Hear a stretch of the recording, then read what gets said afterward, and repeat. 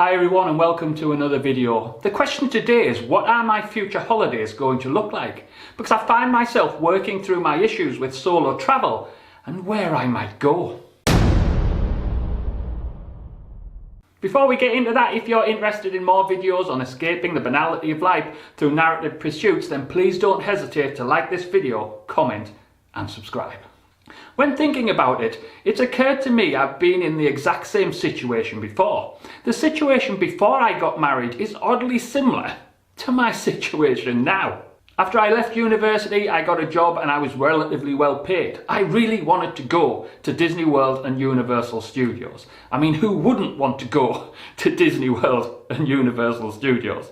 The challenge was no one I knew wanted to go or could afford to go, or both. I didn't actually get to go until I got married, as of course then I had someone to go with. It's a similar situation now, as I can't guarantee there is someone who wants to go on every holiday I want to go on. I've never consciously seen myself as this intrepid solo traveller. I see myself more as an accidentally solo or reluctantly solo traveller, though neither is a perfect description. The challenge is I don't currently understand what solo travel means to me. All my previous holidays have followed a very typical model. I've gone with someone and it's been to a hotel or resort which has been our location for the duration of the stay. It's not even been split stays across different hotels. It's not that we went on beach holidays, but neither were they that adventurous. You'd call them holidays rather than calling them travelling. I think that's the best way to describe them. I'll also admit we went to what I would call familiar countries. By that I mean countries that didn't feel foreign. I've never travelled anywhere outside of Western civilization or to a country that didn't use the Roman alphabet. The only exception was an overnight stay in Singapore.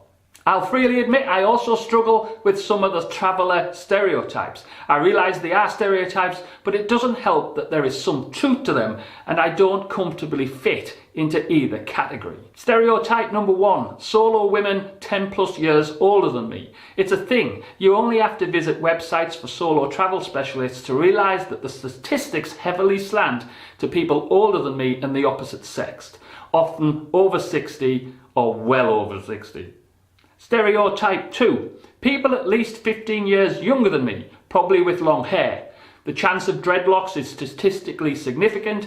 A hipster beard, probably vegan. They probably pack a wooden fork in their luggage so they don't use plastic. When they travel, they really travel. I mean, this is to be commended. They travel for months at a time, probably staying in hostels or volunteering. I fully get that this is a very shallow analysis, but there is a core of truth to it. Don't even get me started on how my rapid descent towards 50 puts me out of a particular age bracket and into that, yeah, you can go with the pensioners. You don't mind, do you? Well, yeah, I bloody well do mind. So yes, solo travel and how it sits with me is currently confused. It's confused across multiple dimensions. What solo travel means for me, where to go, and what the holidays would actually look like. Since the solo Disney World trip was the exception, I'm left at a total loss whether I want to just set off on my own, which seems unsettling to some degree.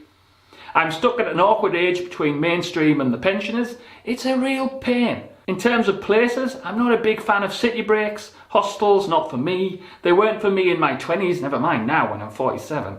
I have literally no idea what solo travel means for me.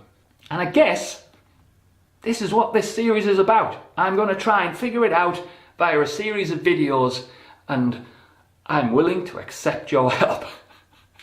I'd be specifically interested in the comments on how people see solo travel or how they have solo travelled, specifically in the early parts of the second part of their life.